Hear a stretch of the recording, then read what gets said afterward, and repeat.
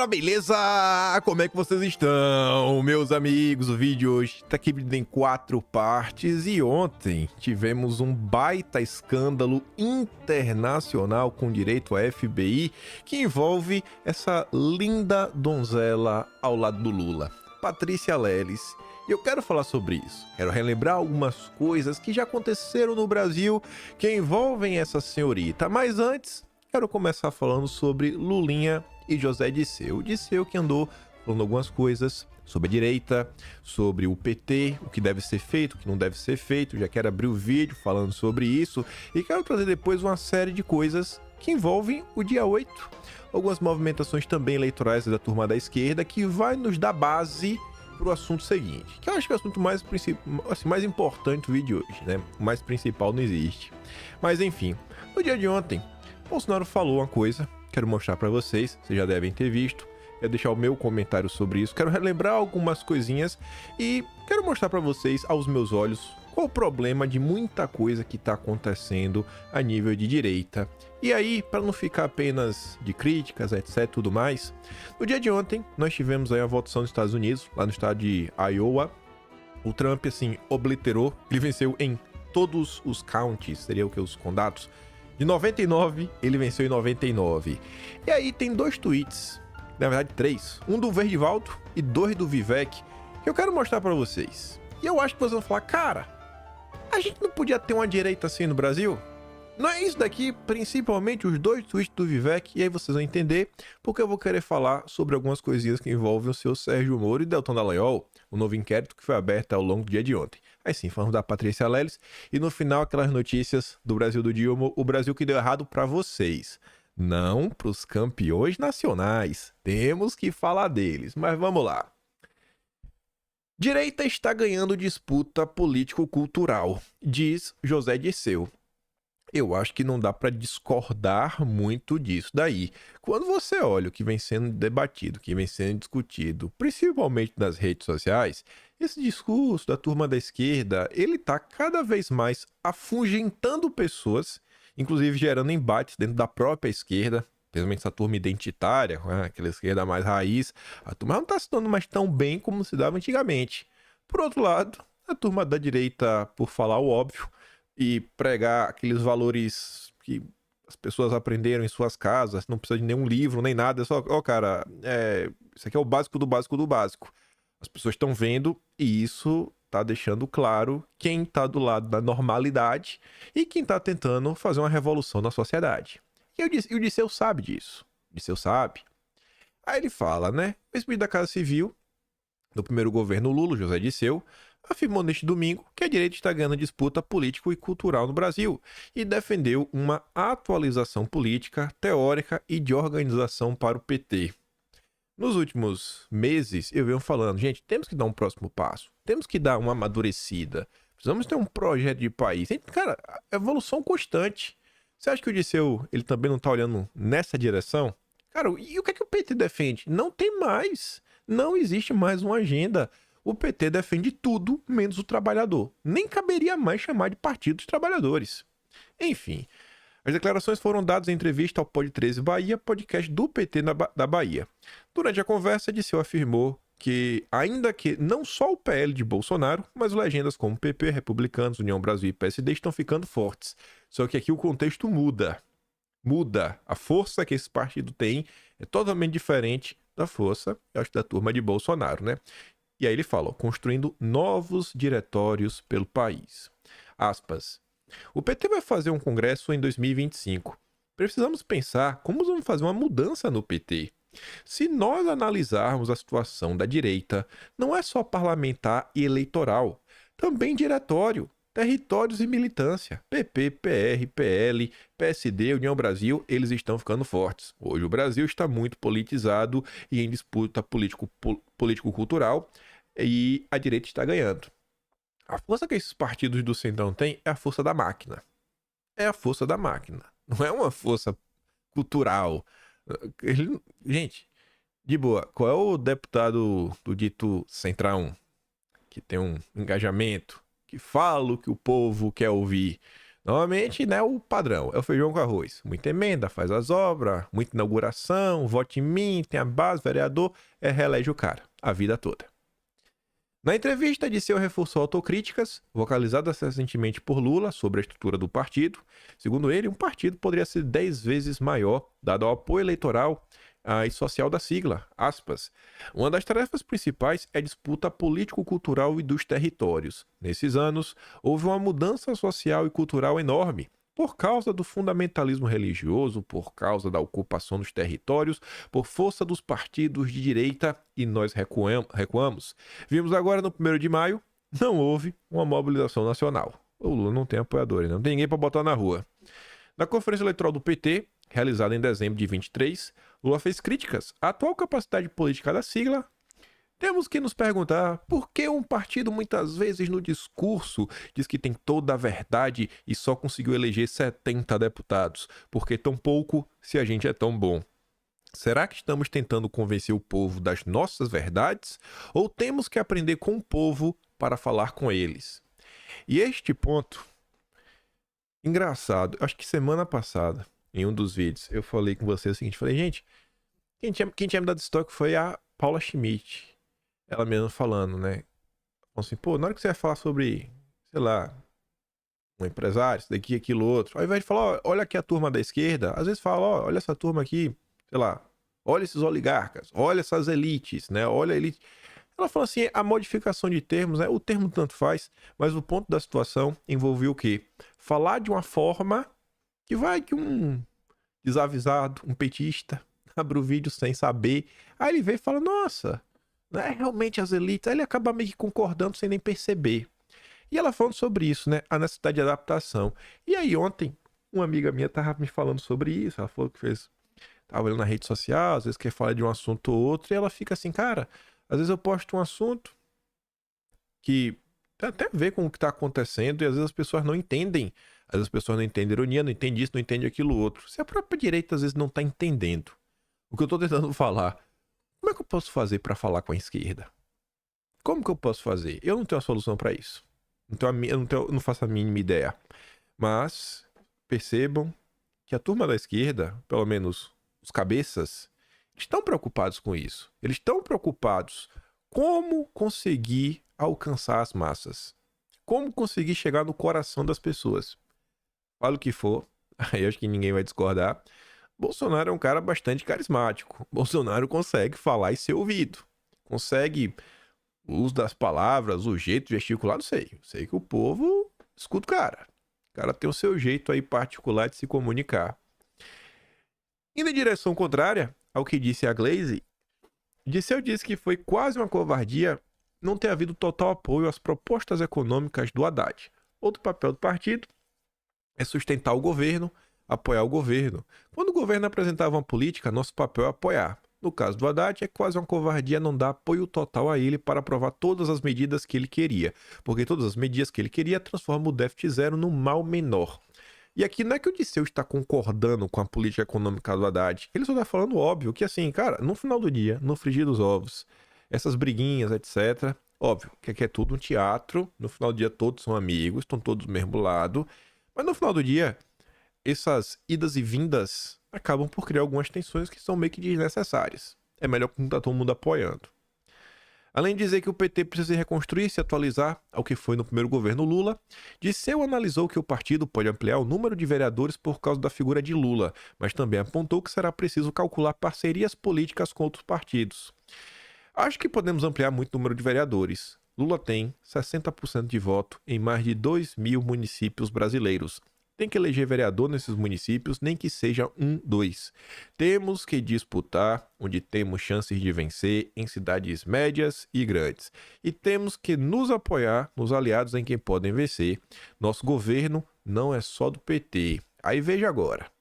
Disseu ver o MDB, do Renan Calheiros, do Baleia Rossi, do Temer, e o PSD, do Kassab, do Pacheco, como principais parceiros na construção do novo governo Lula.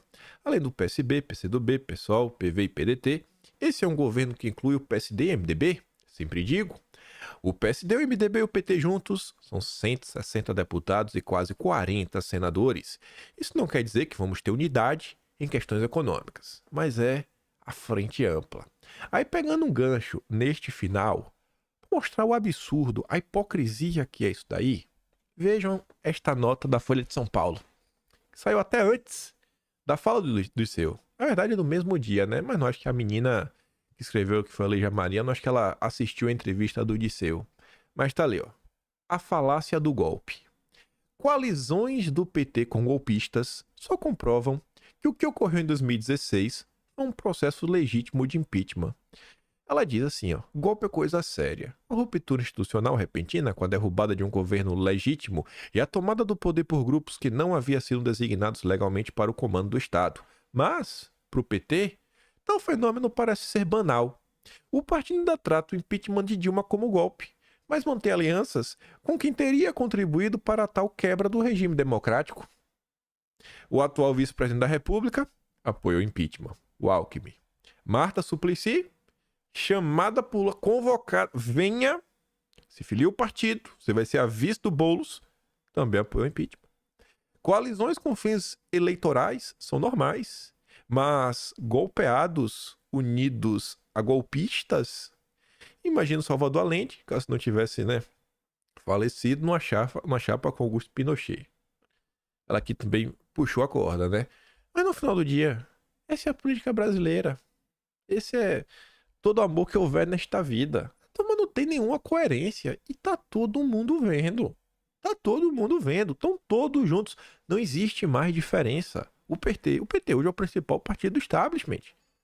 Tá muito bonito. Assim, tá escancarado. Aí veja. Pegando aqui na linha de golpe. Tem uma nota ontem no Estadão que agrupou algumas coisas que a gente já comentou. Mas eu falei, não, vou trazer. Até uma nota que eu fiquei surpresa, porque é uma nota publicada pelo José Fux.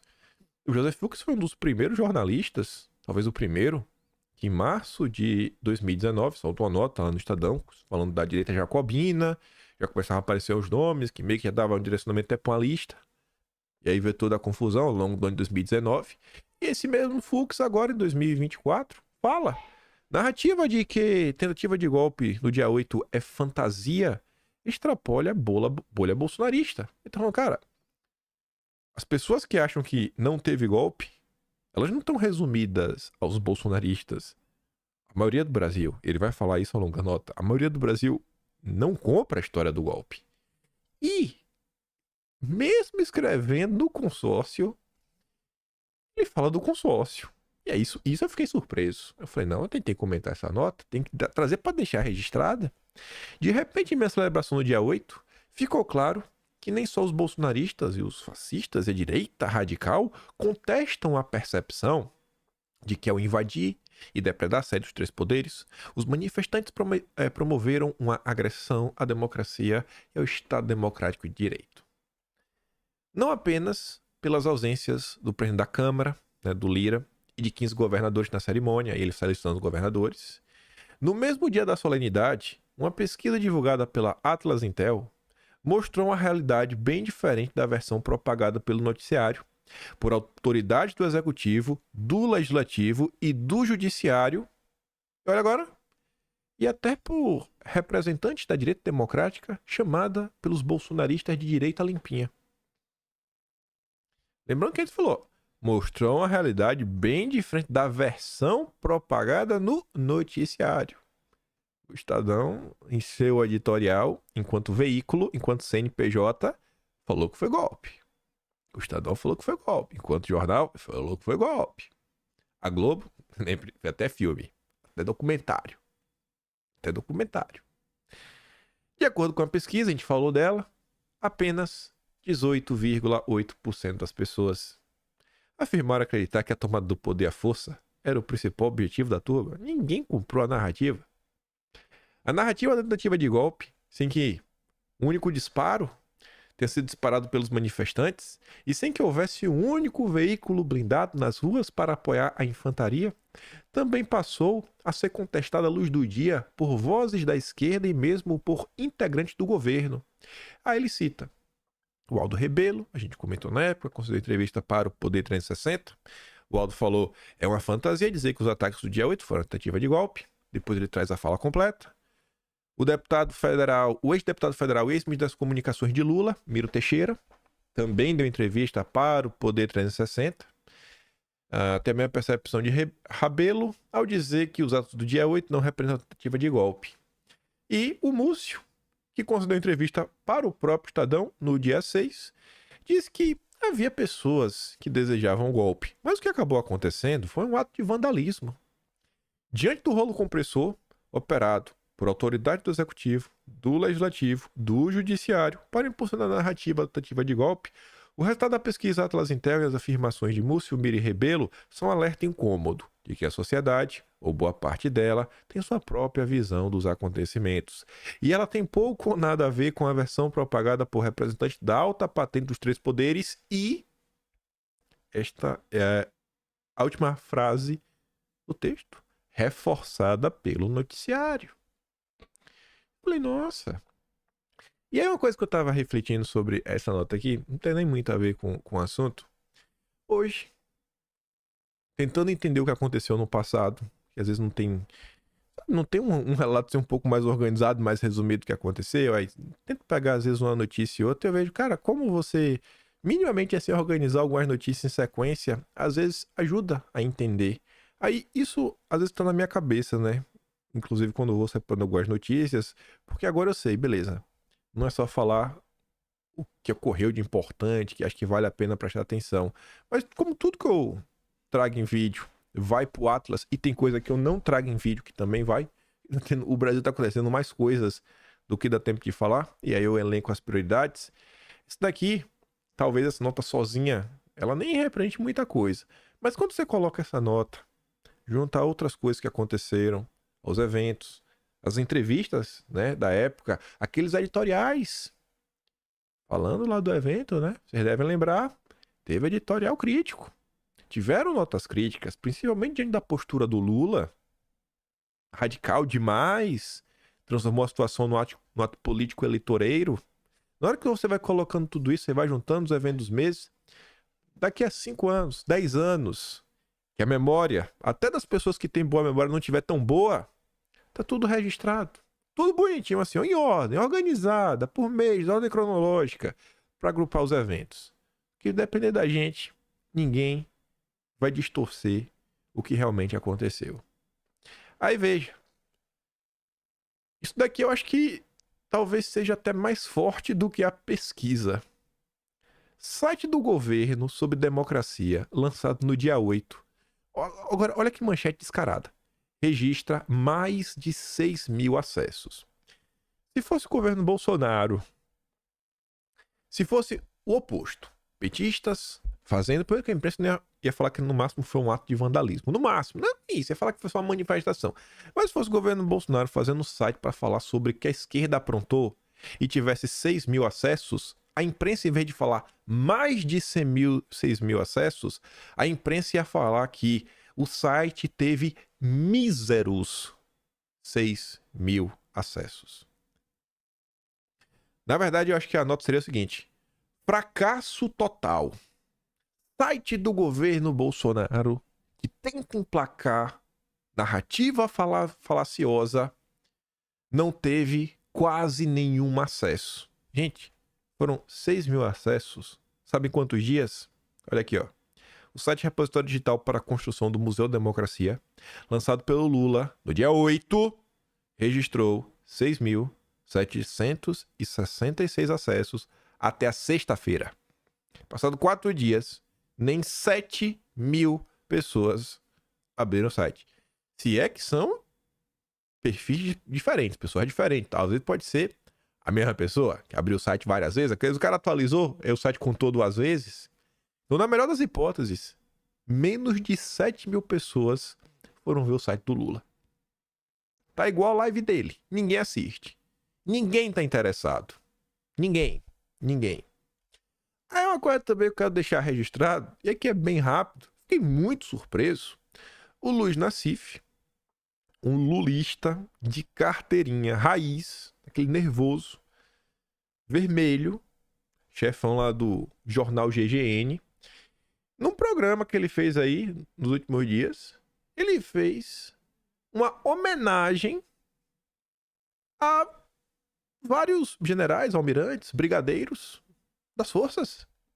E o perfil é o Perro Lerner, não é um cara de direita, né? Inclusive é um estudioso que tem uma tese que no Brasil existe uma espécie de partido militar que estaria por trás de diversas coisas.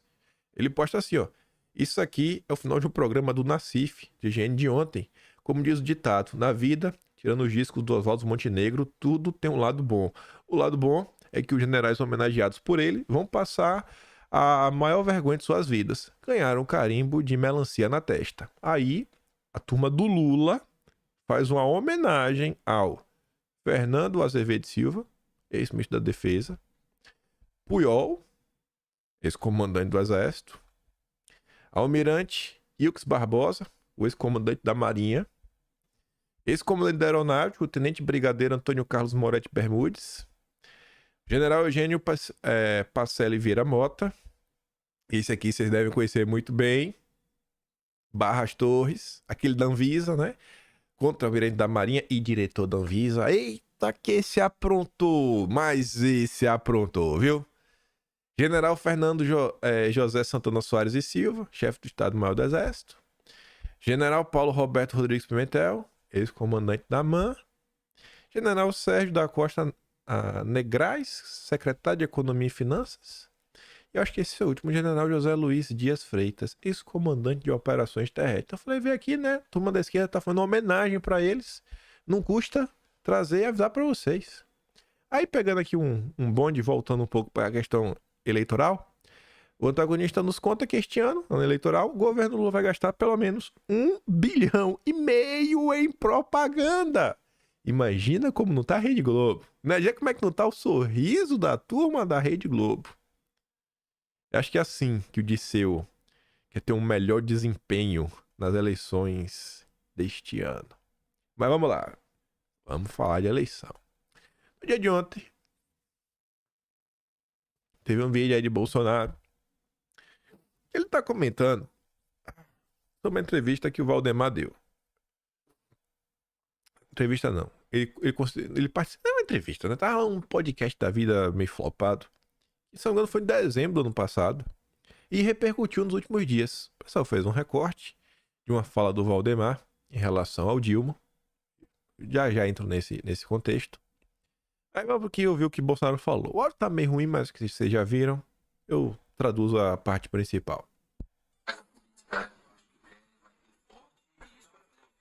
Em 2006? Toda a vida eu faço muito pouquinho pra vida familiar da cada um de nós, tá? Problema tem. Você pode de problema sério, eu vou falar com você. Ah, vou tirar assim, você vai explodir o partido. Sou do partido da declaração absurda. É como o Lula é extremamente popular. Mas ele tá só um estilo Aqui acho que já deu pra entender. O áudio tá realmente ruim. E eu acho que mesmo um microfone bom, vocês não vão conseguir entender direito, o vídeo tem 1 minuto e meio. E esse é o ápice do vídeo. O cara fala que 26 vai ter um pele bem forte, a Bolsonaro falou, fazer aqui um comparativo. Tem um cara aí que eu tomei coisa, não vou necessitar o nome, briguei, né? Ele falou, elogiou o Lula. E eu falei, se continuar desse jeito, vai implodir o partido. Vai implodir o partido. Tá falando, obviamente, do Valdemar e do PL. Saiu notícias nos jornais ontem, nem vou trazer o que saiu no jornal, pra focar no ponto. Tentando ser o mais justo, sabe? Mais justo, né? Não vou deixar que minha opinião sobre o Valdemar se sobressaia, e o amor que eu tenho sobre ele se sobressaia. Isso daqui foi o que foi noticiado nos últimos dias. Essas foram as manchetes da imprensa. Valdemar Costa Neto do PL elogia Lula. Não tem comparação com Bolsonaro. Valdemar elogia Lula por escolha de Lewandowski para Ministério da Justiça. Aí a Folha vai trazer até um subtítulo. Ó. O presidente do PL foi alvo de bolsonaristas por elogio a petista e chama vídeo que circula de fake. Aí, após a repercussão grande, saiu em todos os jornais, todos os jornais falando sobre isso. O Valdemar veio nas redes sociais para falar que estão me atacando usando uma fala minha sobre o Lula que está fora de contexto. A esses deixo um recado. Quem não tem lealdade e fidelidade tem vida curta na política. Sou leal ao Bolsonaro e fiel aos meus princípios. Quem me conhece sabe que minha palavra não faz curva. Valdemar Costa Neto. E aí, sendo assim, mas extremamente flexível. O Valdemar, ele vai falando, quando ele fala do Lula, etc., que é um cara popular, isso, mas ele tá assim, fazendo algumas constatações. Não tem como falar que o Lula não tem certa popularidade. O cara tem muito voto. O Brasil realmente conhece o cara, beleza. Só que esse não é o ponto. Esse não é o ponto. Ainda que o Valdemar não fez nenhum elogio. Ainda que o Valdemar não fez nenhum elogio ao Lula, foi uma fala fora de contexto e tudo mais, eu vou usar a Rede Globo para explicar qual é o problema. A Globo consegue, neste momento, ser um farol assim, para tentar colocar uma coisa na cabeça do Valdemar. Porque não adianta, o Valdemar não escuta a turma da direita. Pro Valdemar, a turma da direita é um bando de radical. Todo mundo radical, ninguém presta. Só quem sabe fazer as coisas são ele. É ele. E vejam só. Após o vídeo de Bolsonaro, e circulou muito, e os jornais todos comentaram sobre o que o Bolsonaro falou, na noite lá na Globo News, a Ana Flor, textão, obviamente que eles se aproveitam para fazer aquela gritaria, desgastar Bolsonaro e tudo mais. Só que o grande ponto de toda essa confusão que está acontecendo pode ser resumido nesse tweet. Tá grifado ali, ó. Antes do que tá grifado, ela fala o seguinte, né? Vou até ler. Vou ler tudo. O que a gente está vendo é um embate entre o pragmatismo de Valdemar e Bolsonaro querendo ficar tensionando no seu extremo, porque é isso que causa barulho nas redes sociais e traz atenção para ele. E é disso que ele vive. Porque não pode se candidatar a nada, nem agora e pelo visto até 2030. A não ser que algo muito fora da curva aconteça. Mas ele quer eleger seus filhos, quer eleger aliados, então depende hoje do PL. Então, não vejo como um deslize de Valdemar as declarações que ele dá. E ele já vem dando declarações desse tipo há bastante tempo, reconhecendo que Lula é um fenômeno da política. E esse é o grande ponto. Não é de hoje que Valdemar faz isso. Não é de hoje. Então, assim, talvez tenham tirado de contexto. Mas a coisa só cresceu e gerou insatisfação porque é mais um episódio. É uma série. É uma série, sabe? É uma série de várias temporadas. Foi mais um episódio. E as pessoas vão ficando com raiva. E as pessoas vão ficando ressentidas. Sabe? E eu fico perguntando, cara, o que é que mais precisa acontecer para essa turma acordar? Você vê a turma da esquerda, tá todo mundo vendo? Tá preocupado com algumas coisas? Tá preocupado com o partido? Tá preocupado com a agenda? Por que Valdemar não vai dar uma entrevista? E quando tem uma coisa dessa, cara, não faça uma constatação que pode soar positivo em relação ao Lula. Cara, você não precisa mentir. Mas escolha melhor suas palavras. É o tempo todo isso. É o tempo inteiro. Qual a necessidade? Para de dar entrevista. Qual o ganho? Qual o ganho das entrevistas de Valdemar da Costa Neto desde 1º de janeiro de 2023 até o dia de hoje? Alguém, por favor, me aponta um único ganho. Porque prejuízo eu consigo mostrar vários. Se ficar no 0 a 0, beleza. Mas ganho não teve nenhum. É apenas o ego, a motivação das pessoas. É aparecer. Poxa, agora tá com um partido gigantesco, né? Agora chove entrevista. Ninguém queria falar com ele. Fica dando entrevista pra qualquer coisinha, qualquer bodeguinha. Com todo respeito aos portais menores. Aí fala uma coisa, o povo pinça, pega. Olha todo o desgaste que é criado.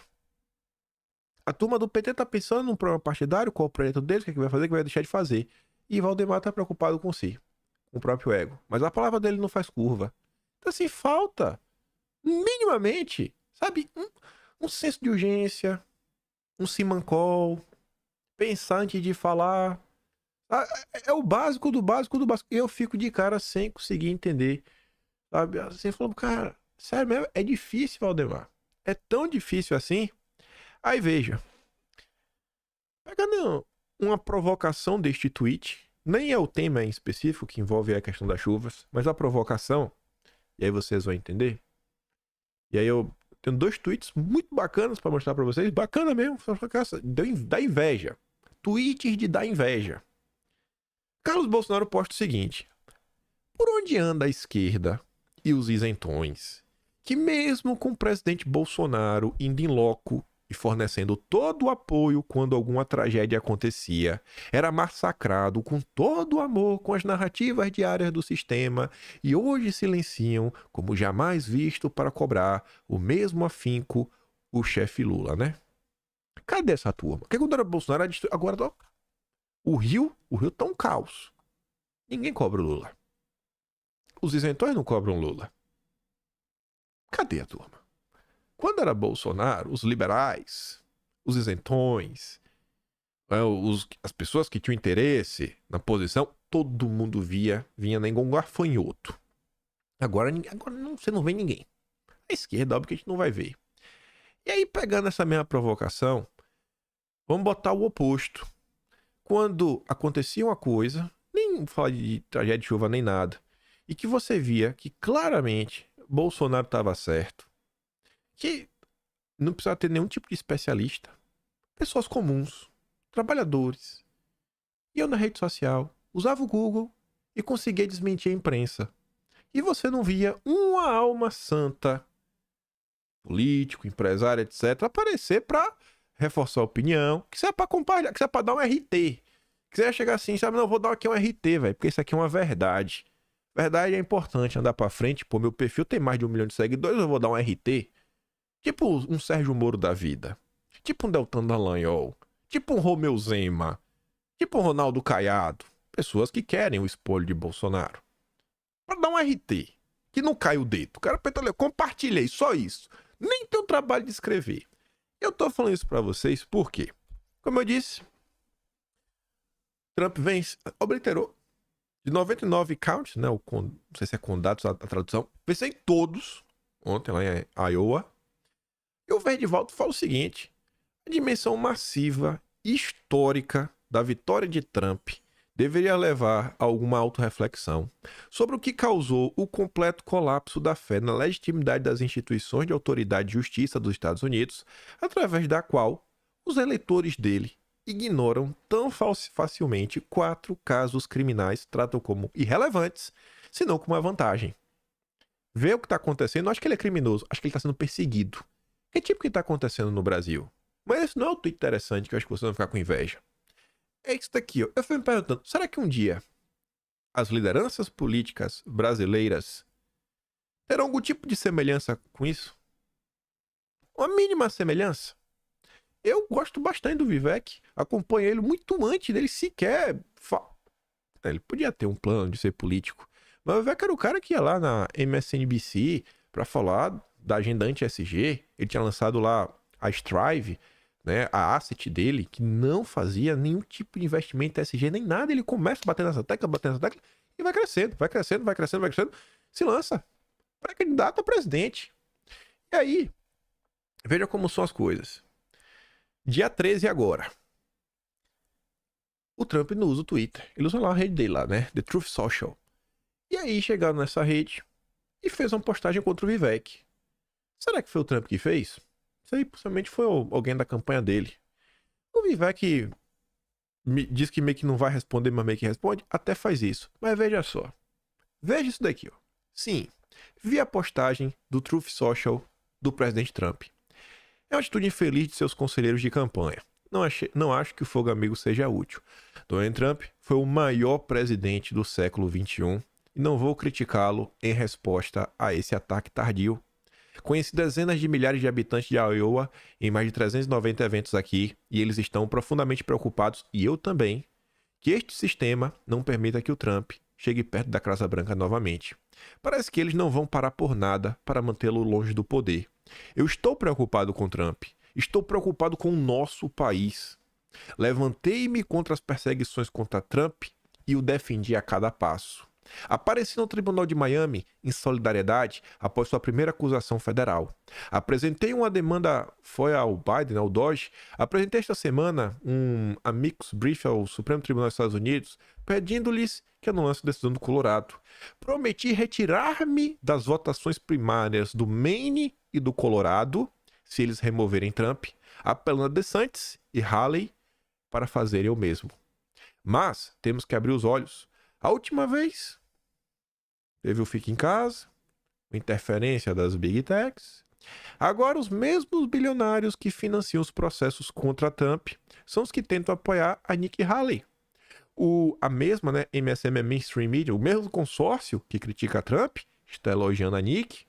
Eles querem reduzir isto a uma corrida de 2 cavalos entre Trump e Haley, eliminar o Trump, de uma forma ou de outra, e levar o seu fantoche até a Casa Branca. Não podemos cair nessa armadilha. Daqui a um ano, não olharemos para trás e iremos que ficamos chocados com o que aconteceu. Vamos nos chutar por não pará-lo.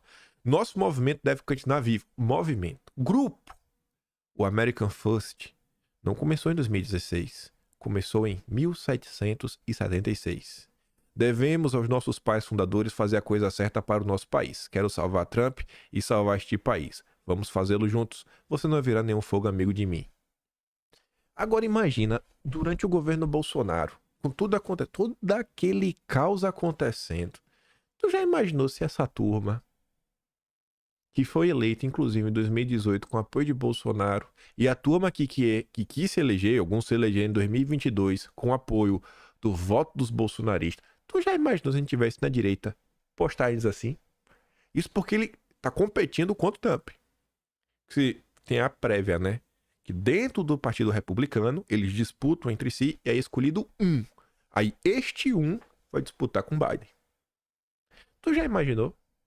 Tu já imaginou se a gente tivesse no Brasil uma direita que fosse mais ou menos assim lá atrás?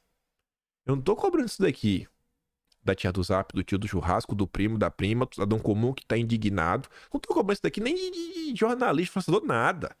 Tô falando da classe política.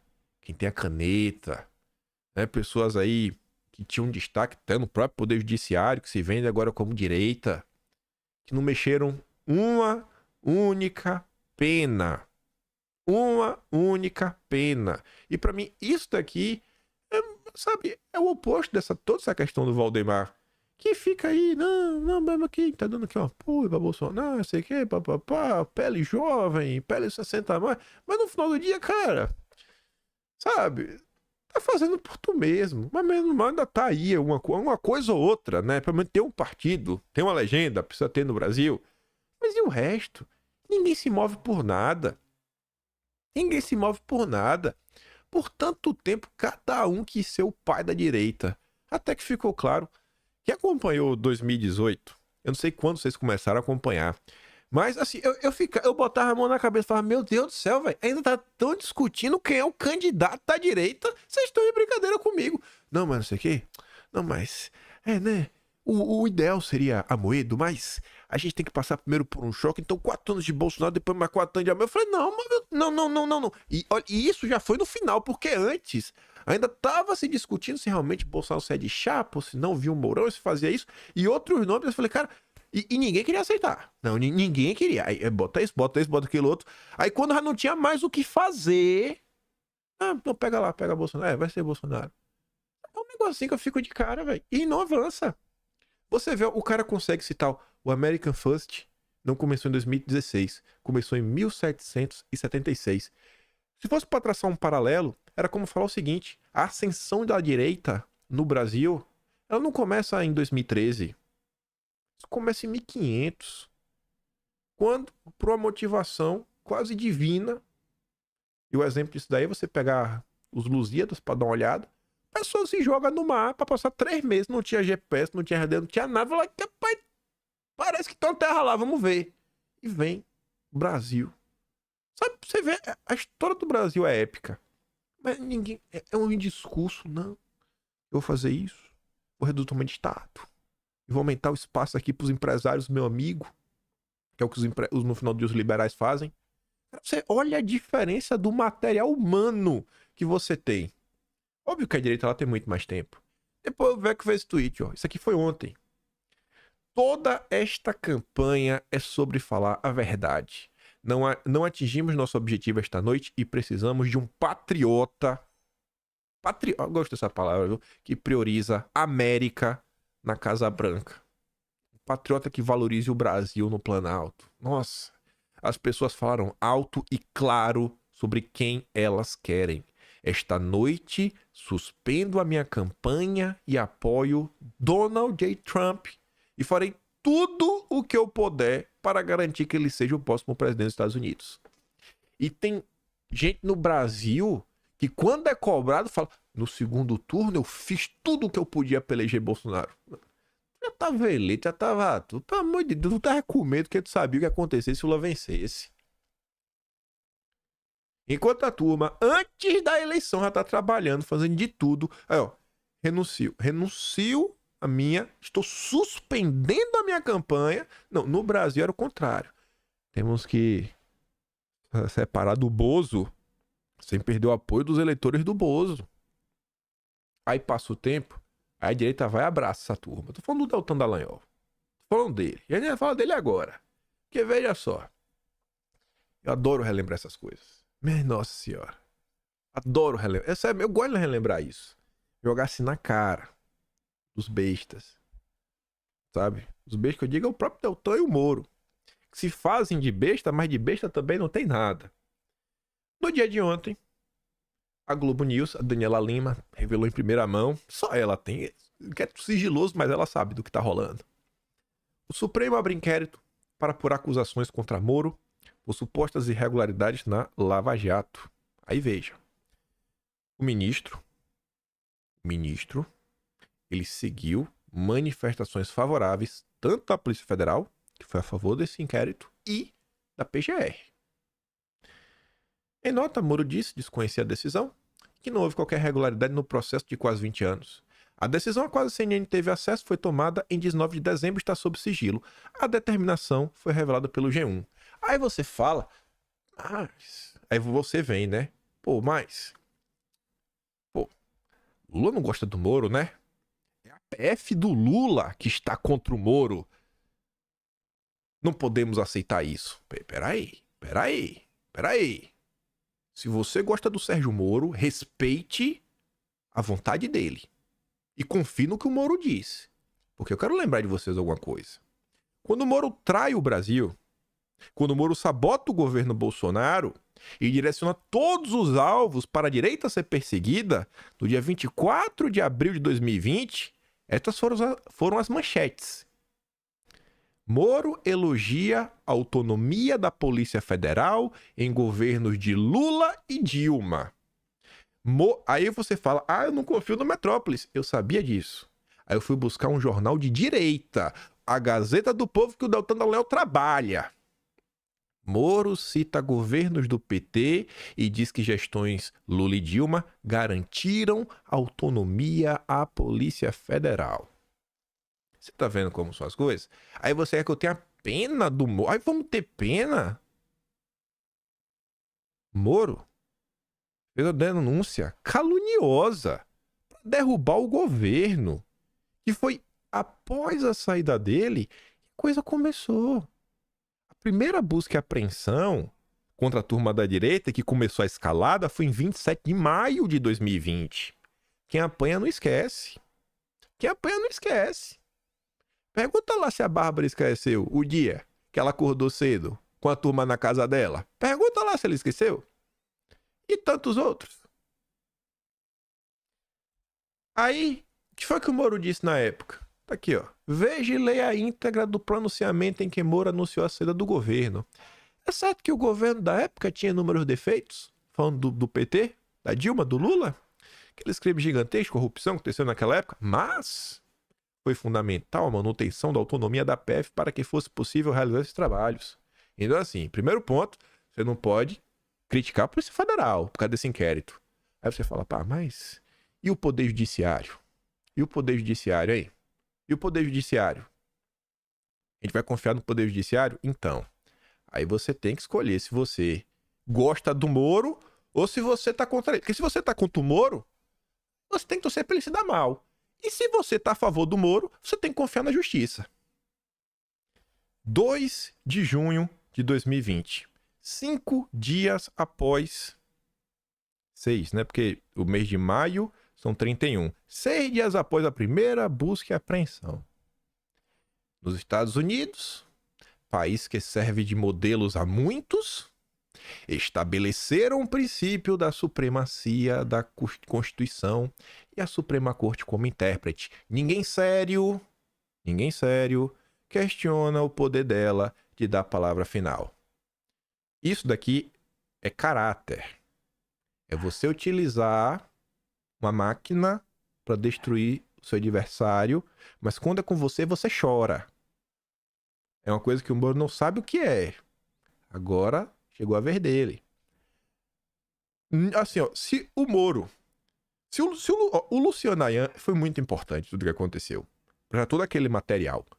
Mas, em termos de catalisador de ações, interpretação de narrativas e sinal verde, ninguém causou tantos prejuízos durante todos os 4 anos de Jair Messias Bolsonaro do que Sérgio Fernando Moro. Quem diz isso é um cara que... Rapaz, eu revirei a vida do Moro, viu? Eu revirei a vida desse cara. Aí, isso daqui foi depois, porque as pessoas estavam reclamando dos inquéritos. Como é que você pode provar isso, Kim? Eu te convido a ler os comentários desse tweet.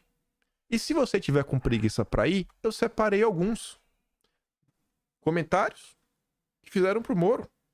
A deputada Carla Zambelli, na época, falou o seguinte: nos Estados Unidos, prezado, nenhum juiz, né, abre inquérito, né, que cala os críticos, depois vai falar mais coisas. Era sobre isso. O Moro estava fazendo de propósito para invalidar as críticas em relação ao Poder Judiciário. Moro criou. É o pai da criança. Moro é pai da criança. O Emerson Grigoletti, que até faz o problema com o Deltan, né? Tinha que perguntar se o Deltinha... Como é que tá o Deltinha hoje? Não, o Deltinha não mudou. O Deltinha só é um covarde, é um aproveitador. É isso que ele é. Ele molda o discurso para ganhar espaço.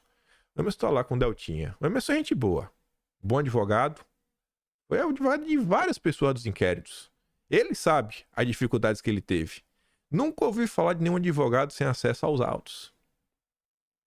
O Eduardo Martins de Alencar, nos Estados Unidos, a corte nunca foi utilizada em inquérito, né? E falou um monte de coisa. Vocês vão dar uma lida. Aí quando rolou isso também, que a turma tava assim, meu Deus, o que é que está acontecendo? Que já tava assim no patamar, já tinha tido o caso do Ramage e tudo mais. O senhor Deltinha, o doce veneno do escorpião, língua de cobra. A postagem não existe, mas graças a Deus na internet nós temos um archive. Aquele mesmo site que a gente resgata aquelas coisas que a turma da Mind estava apagando. O Deltinha compartilhava uma postagem aqui do Bruno Barros, que a turma tava assim, rapaz, se questionando o que tava acontecendo. Eu vou ler só a postagem do Bruno Barros, ó. É inacreditável e inaceitável o raciocínio do PGR, né, do Aras, sobre a possibilidade do uso das forças para intervir quando um poder invade a competência do outro. As forças não é poder moderador. Vai lembrar que cabe ao Ministério Público a defesa do regime democrático. Aí o Deltinha, concordo? O que explica isso? Será que o Deltinha aprendeu? Não, ele é aproveitador. Então assim, essa é a direita no Brasil. Essa aqui, ó, é formado de pessoas assim. Esse caráter libado. Que só olha pro próprio umbigo. A gente não tem Vivek no Brasil. A gente tem Moro e Deltan. E as pessoas continuam insistindo. Aquela história do inimigo do meu inimigo é meu amigo é o que levou o Brasil a esse estado aqui, ó. Essas pessoas seguem aí, dando risada. Dando risada. O caos que a gente viu até hoje é isso. Porque, no final do dia, é uma massa amorfa, que cada um tem umas ideias diferentes, ninguém quer andar em grupo, ninguém tem um pensamento de grupo. Cara, o que é que a gente pode fazer para realmente aumentar e trazer algum tipo de ganho? Que seja até não aumentar, porque muito ajuda quem não atrapalha. E essa galera atrapalhou, véio. E no que depender de mim, ninguém jamais vai esquecer do que esses senhores aprontaram.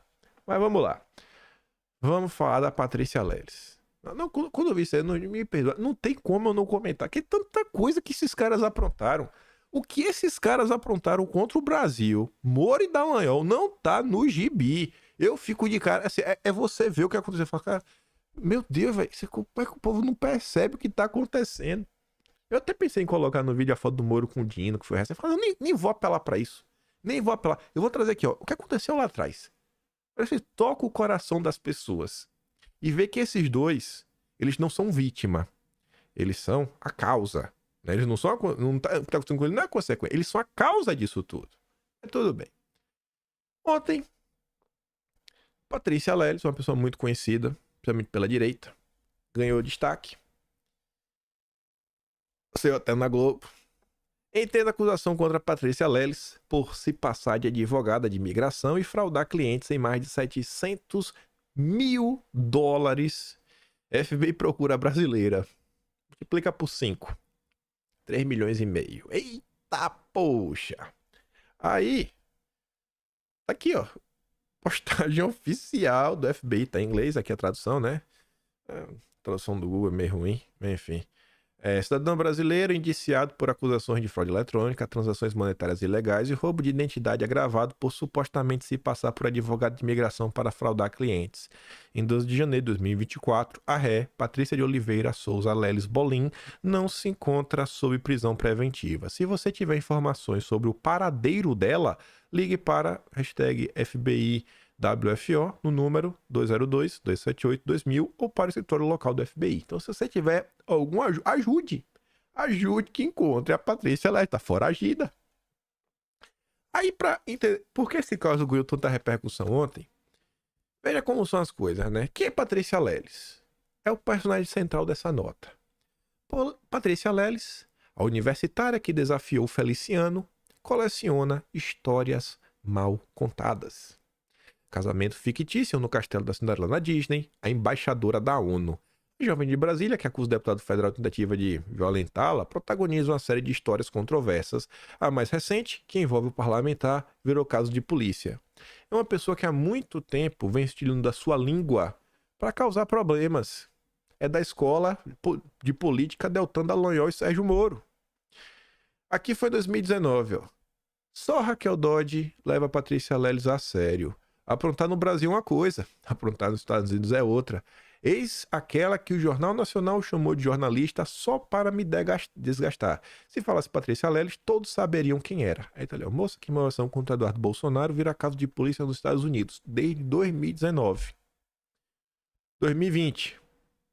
Finalmente, justiça começa a ser feita nos Estados Unidos. Após tentar destruir a vida de vários inocentes, como a minha e do Feliciano, Patrícia Leles foi presa nos Estados Unidos por falsa comunicação de crime. Como diz o ditado, toda galinha um dia vai para a panela. Foi 10 de fevereiro de 2020. Aí, para você ver como algumas pessoas, com sua irresponsabilidade, causam danos que às vezes são incalculáveis. Eduardo Bolsonaro e o Feliciano apanharam tanto por causa dessa mentira. Tipo quando o Moro falou que o Bolsonaro interferiu na Polícia Federal. Se o Moro não tivesse dito isso, o Ramagem era diretor da PF, né? Aí você fala assim, Bolsonaro tinha que ter peitado. Mas se o Moro também não tivesse dito, era o Ramagem, tava tudo de boa, a vida seguia. Esse Moro, né? Esse Moro é demais. Mas você vai olhar o Wikipédia Eduardo Bolsonaro, tem lá uma parte sobre as controvérsias que Eduardo já se enfiou. Denúncia da PGR por ameaça. No dia 13 de abril de 2018, a PGR apresentou denúncia no Supremo contra Eduardo Bolsonaro por ameaças que ele teria proferido contra a Patrícia Leles. Você vê o que acontece contra a direita? Você vê o que acontece? Na época foi um caos. Agora, o deputado afirma que as mensagens apresentadas por Patrícia Leles são forjadas e ela teria conversado com outra pessoa que se passava por ele. Aí dizia, ó, o denunciado era plenamente capaz, à época dos fatos, tinha consciência da ilicitude e dele exigia-se conduta diversa. É relevante destacar que o denunciado teve a preocupação em não deixar rastro das ameaças dirigidas à vítima, alterando a configuração padrão do aplicativo Telegram para que as mensagens fossem automaticamente destruídas após 5 segundos depois de enviadas. Eu fico me perguntando se realmente tem isso, apagar depois de 5 segundos. Eu nunca vi essa configuração. Patrícia Leles ficou conhecida após acusar Marco Feliciano, também, né, violentá-la no dia e horário que o deputado estava em reunião. Após ser desmentida no programa Super Pop da Rede TV, virou ré por falsa comunicação de crime e extorsão. Ela denuncia o cara e o cara estava em reunião e teve que comprovar, pegou ela na mentira. Mas destruíram a vida do cara. Destruíram a vida do Eduardo. E ainda teve denúncia formal ao Supremo. Questionada como o deputado Feliciano poderia estar em 2 lugares ao mesmo tempo, Patrícia Lely respondeu que o deputado recebeu onipresença de Deus. Aí você fala, é fake news, porque a Wikipédia é fake news. É fake news? Tá aqui, ó. Lauda aponta que o jornalista é mitomaníaca, diz delegado de São Paulo. Mas a gente já chega lá. Um laudo da Polícia Civil mostrou que Patrícia Lely é mitomaníaca e mente compulsivamente. Que é essa nota? No dia 20 de dezembro de 2019, Patrícia Lely foi presa nos Estados Unidos por falsa comunicação de crime, sendo solta 3 dias depois, sem autorização para deixar o estado da Virgínia sob risco de prisão sem direito à fiança. Aí, na época, já de 2016 se sabia. Imagina, porque nesse momento aqui, nessa investigação, inclusive foi solicitada a prisão dela. Se ela tivesse sido presa, será que o povo lá tinha tomado o calote? Será que o Eduardo Bolsonaro teria sofrido? Justiça no Brasil, né? Vamos tentar entender por que nada aconteceu com ela. A Polícia Civil informou nessa sexta que tem laudo de uma psicóloga que revela que a jornalista, a mesma Rede Globo que trata as pessoas de direita como blogueiros, chamava Patrícia Lely de jornalista, porque ela é anti-bolsonarista. Ela é que 2016 não tinha um bolsonarismo. Ela era de esquerda. Esse que é o ponto. Na quinta, a polícia indiciou Patrícia por denunciação caluniosa e extorsão, no caso em que ela acusa Thalma Bauer, assessor do deputado Marco Feliciano, de sequestro e cárcere, blá blá blá. Após concluir o inquérito, a investigação informou que vai pedir à justiça a prisão preventiva da jornalista. Aspas. Recebi documentos com laudo psicológico que diagnosticou ela com mitomaníaca, possui mitomania, disse ao G1 o delegado Luiz Roberto Helmeister, titular do 3º Distrito Policial, né, de Santa Efigênia, região central da Paulista. Ela é mentirosa compulsiva. Questionada pelo G1, a advogada da Patrícia, Rebeca Novaes Aguiar, confirmou que uma psicóloga chegou a mencionar em depoimento em Brasília que a sua cliente pudesse ter mitomania. Prisão. Apesar disso, o delegado afirmou que está convencido em pedir a prisão de Patrícia. Ela representa risco à sociedade por mentir e causar danos a diversas pessoas. Fez a polícia investigar alguém por um crime que ela mesma sabe que não existiu. O assessor do Feliciano chegou a ficar preso, ficar detido. O jornalista registrou o boletim de ocorrência da delegacia contra Bauer, que chegou a ser detido e liberado após negar as acusações. Segundo a polícia, além dos depoimentos, gravações do hotel obtidas pela polícia levaram a investigação a desmentir a versão da jornalista que foi sequestrada. Se somadas as penas dos crimes de denunciação caluniosa e extorsão, podem variar de 6 a 20 anos de prisão. Talvez nada tivesse ocorrido. O primeiro vídeo, registrado no final da tarde de 30 de julho, mostra Bauer e Patrícia no lobby do hotel. Eles se abraçam na recepção. Nas outras imagens, feitas em 4 de agosto, a jovem aparece abraçada a um amigo no sofá na área comum do estabelecimento. O chefe do gabinete disse ainda que Patrícia cobrou dinheiro para gravar vídeos desmentindo a acusação de tentativa de assédio, né, que ela fez contra o Feliciano. Bauer afirmou que pagou 20 mil a Arthur Mangabeira, que seria amigo dela. E aí veja, o dinheiro foi apreendido pela polícia com o Mangabeira. O assessor do Feliciano falou a verdade. E aí, segundo a policiais, o assessor disse que não avisou o Feliciano da suposta extorsão para preservá-lo. E aí, foi pego com Mangabeira, que será indiciado por extorsão, segundo o delegado. Mente, ainda cobra para desmentir, extorquindo pessoas. Aí, em 2017, Patrícia Lely aparecia nessa nota. Ex-militante do PSC pede desculpas a Lula por ter sido a favor do impeachment. A jornalista, o mesmo jornal que trata pessoas de direita como blogueiros, Patrícia Lely é jornalista, publicou na terça, em sua página no Face, um texto no qual pede desculpas ao Lula por ter difamado o petista e das ruas defendeu o impeachment da Dilma. Ela agora aparece em fotos abraçada ao ex-presidente. E essas fotos estão na matéria do Estadão. E aí? Que em 2021... a Patrícia Lely aparece com a carteirinha do PT, com um broche do PT, falando: essa petista safada está aqui, toda trabalhando no biscoito para te convidar a se filiar no PT. E o perfil oficial do PT diz: faça como a companheira Patrícia e filie-se. Você vê como são as coisas, né? Se tivesse cortado do mal na raiz, tivesse sido responsabilizado ali naquele caso, talvez nada disso estivesse acontecendo. Mas você vê que parece que existe um padrão nesse país. Que se você está do lado certo, você ganha a segunda chance, uma terceira chance, uma quarta chance. Quantas chances forem necessárias, porque você está do lado certo.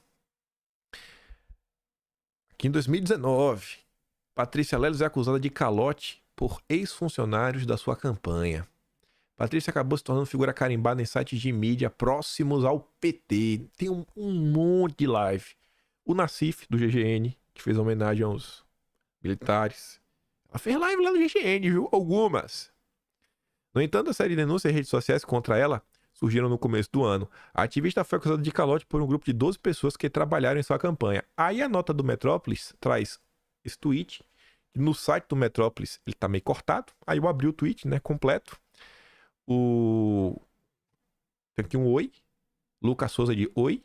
E a Patrícia Leles dizia: o que vocês acham de tirar toda a equipe do Marcelo? Vocês acham que nós conseguiríamos? Hoje tem uma reunião com ele às 15. E aí a Patrícia Leles coloca isso aqui, ó. Luiz Inácio Luta da Silva. Nós vimos uma prisão impossível. Tava lá, né? Divulgando o evento do Lula. Tá do lado certo, né? Parece. É o principal ponto de você ganhar uma segunda chance nesse Brasil. Não vou falar dos campeões nacionais, tem que ter tempo. Tem uma série de notícias pra gente falar. Tem notícias também de coisas que caem na conta do brasileiro. Mas peguem tudo que a gente comentou, reflitam sobre isso, vejam as preocupações do PT. Veja o Dirceu indo falando, não, temos que apoiar todo mundo com peradade. Já o Valdemar, toda entrevista que dá, meu Deus do céu. E ainda tem a turma que tá aí, né? Igual uns urubuzinhos, procurando, né? Na primeira oportunidade vai lá, nheco. Não cai nesse discurso, não cai. 2024 tá vindo aí, vai ter gente que vai querer colocar os seus coleguinhas como vereadores, prefeitos, já avisando 2026. Ainda que essas pessoas não possam candidatar, é o grupo político deles. O grupo político deles dificilmente é o de vocês. Dá 2, 3 guias de palavra de ordem que estão lutando pela favor da liberdade, né? É um momento de união contra a censura. No final do dia, essa galera é a primeira a nos entregar pros leões. Primeira. Enfim, vou mandar o vídeo de Bolsonaro pra quem quiser ouvir em melhor qualidade, como eu sempre mando, lá no grupo do Telegram. Link tá na descrição. Ontem já tava o Atlas versão, né, a versão minimalista que eu chamo. E agora a versão bonitona revista já está disponível, então pode ir lá, o de novembro. Mari já terminou, tudo bonitinho. O capítulo tá bonitinho, um papagaio na frente. E é isso, né? Kimpen.com.br. E se gosta do meu trabalho, quiser me ajudar um pouquinho mais, passar no canal, tem um botão de valeu, tem um peito na descrição. Compartilhe o vídeo. Volta amanhã. E aquele grande beijo, abraço, tamo juntos. Valeu, meus amigos. Fui!